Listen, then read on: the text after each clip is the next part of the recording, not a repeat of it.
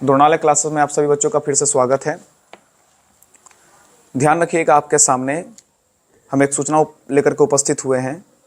Railway अपना ALP का कुल रिक्ति जो पिछला 56-96 के आसपास का था, उसको बढ़ा करके कुल 18,799 कर दिया है। ये बड़ा अच्छा बात हुआ आपके लिए कि आपके सामने थोड़ा कंपटीशन का स्तर कम हुआ। और ये भी बात आपको समझने का आवश्यकता है कि ऐसा नहीं है कि कंपटीशन बिल्कुल आसान हो गया। कंपटीशन पहले भी था और अभी भी है। जिस तरह से रेलवे अपना तत्परता दिखाया कि कुल वैकेंसी 56-96 से बढ़ा करके 18,799 कर दिया, तो वैसे ही ये लगभग 3.5 गुना वैकेंसी के आसपास इंक्रीजमेंट हुआ है। तो ये भी बात आप याद रखें कि आपको भी अपना मेहनत इसी गुना के रफ्तार से बढ़ा देना है, ठीक है। और ये भी बात याद रखिएगा कि हम लोग का वैकेंसी को उतार चढ़ाव पर बहुत ज़्यादा जोर नहीं रहता है। तो हम लोग का जोर रहेगा पढ़ाई को बहुत बेहतर तरीक़ा से पढ़ने का, ठीक है। और आप जब इस ऑनलाइन परिवार से आप जुड़े हैं तो इसको बहुत ज़्यादा आपको फ़ायदा होगा। इसका बहुत ज़बरदस्त फ़ायदा होगा कि उन सब टॉपिक पर जिस पर आपका हाथ, ठीक है, सही टिक मारने से बार बार गलत टिक की तरफ जाता था, आप एकदम सही टिक मारने वाला हाथ पर चले जाइएगा, कहीं कोई दिक्कत नहीं।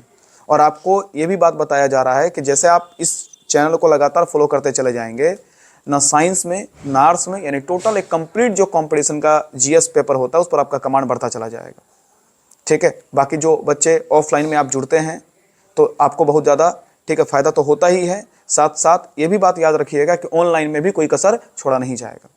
आपको बेहतर क्वालिटी में, ठीक है, वो सारा कंटेंट और नॉलेज आपको प्रोवाइड करवाया जाएगा जो कंपटीशन का प्रेजेंट टाइम में नीड है। बाद बाकी आप पिछला वीडियो देखें कि सर्विस कमीशन में भी हम लोग का पढ़ाया हुआ से कई सारा क्वेश्चन सीधे सीधे आया हुआ था, ठीक है।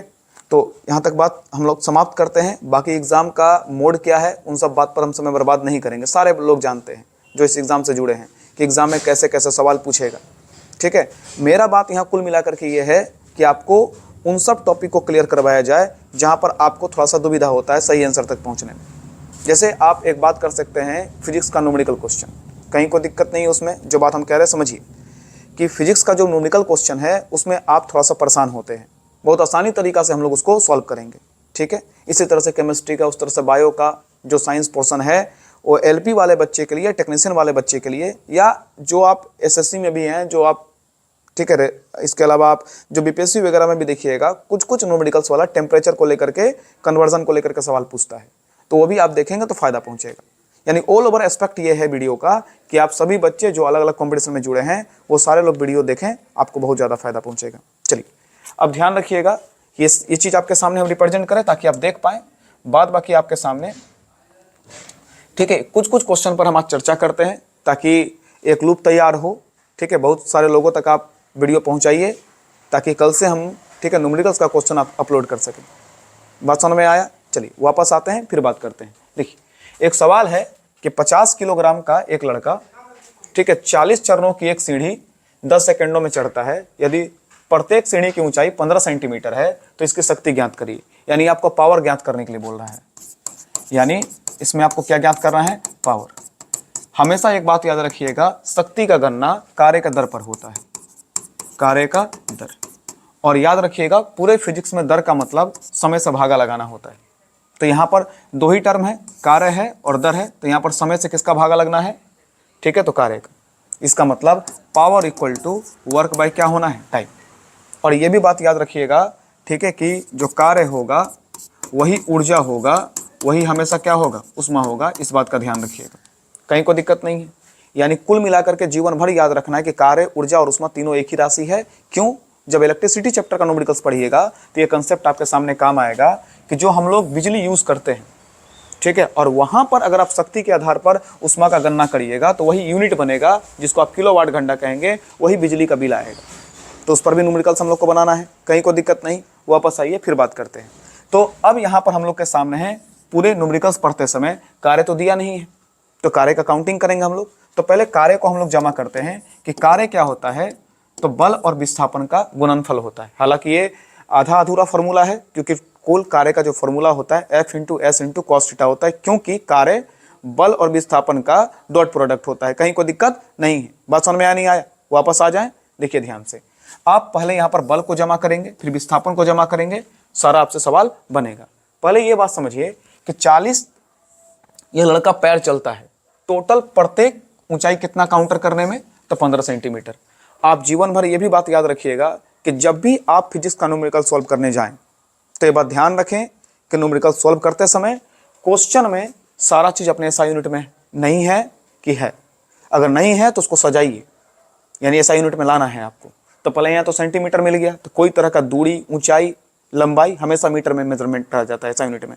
तो पहले हम लोग क्या करेंगे, पहले हम लोग विस्थापन को काउंटर करेंगे, उसके बाद बल को काउंटर करेंगे, फिर वर्क को काउंटर करेंगे। उसका वैल्यू कहाँ रखेंगे, पावर में, क्योंकि समय तो दिया हुआ है कितना, 10 सेकेंड में। तो पहला हम लोग का टारगेट है कि बल प्राप्त करने के लिए हमको मास चाहिए और त्वरण चाहिए। अब यहाँ समझने वाला बात है कि त्वरण तो है नहीं, क्योंकि त्वरण के लिए यहाँ पर क्या चाहिए, हमको वेग चाहिए।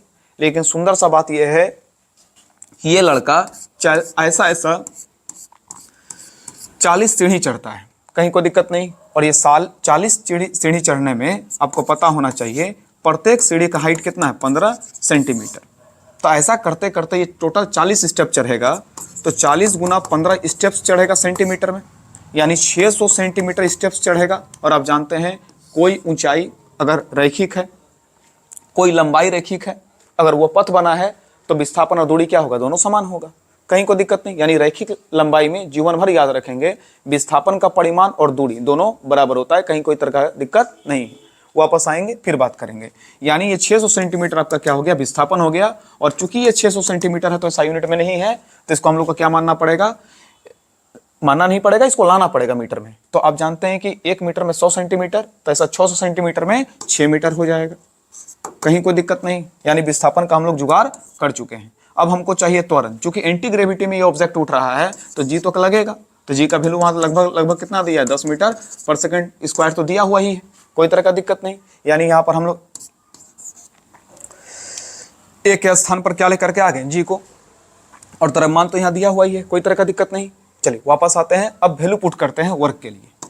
तो वर्क के लिए हम लोग का वैल्यू क्या होगा, 50 किलोग्राम का लड़का है, एंटी ग्रेविटी मतलब त्वरण के, गुरुत्वीय त्वरण के विपरीत ये चल रहा है। इसके बाद ध्यान रखिएगा यहाँ पर विस्थापन कितना हो गया, 6 मीटर, कहीं कोई दिक्कत नहीं। तो यहाँ पर तो मेरा कार्य निकल गया, और अब समय तो यहाँ दिया हुआ है, टी बराबर कितना दिया हुआ है, तो 10 सेकेंड। तो यह इसका मतलब अगर शक्ति का गणना करेंगे तो कार्य कितना आ गया, 50 गुना 10 गुना 6, और समय कितना लगना है, 10 सेकेंड, एक कैंसिल हो जाएगा, कितना निकला, 300। और आपको पता है कि शक्ति का SI यूनिट किस में होता है, वाट में। तो आंसर मेरा क्या लगना है, ठीक है, ऑप्शन नंबर बी 300 वाट। ढंग से बना लेना न्यूमेरिकल, कहीं कोई लफड़ा नहीं है। हमेशा एक बात याद रखिएगा कि हम साधारण तरीके से जैसा पढ़ा रहे हैं वैसा ही पढ़ना है, बस इसको आप लगातार अनुसरण करेंगे तो अप्लाई करना आ जाएगा, क्योंकि अंत में आपको सवाल सॉल्व करना है, ठीक है। आपके कंपटीशन निकालने में 90% आपका रोल होता है, 10% ठीक है हम लोगों का रोल होता है, क्योंकि सारा वर्क आपको करना है, सारा परेशानी आपको झेलना है, और उस परेशानी में सारा पेपर भी देना है। तो ध्यान रखेंगे, ठीक है, जब आपको समय मिले पढ़ने का, उस समय को वेस्ट नहीं करके खूब मन लगा के पढ़िए, ठीक है, सफल जरूर होइएगा, ठीक है। ध्यान से ये बात समझना है।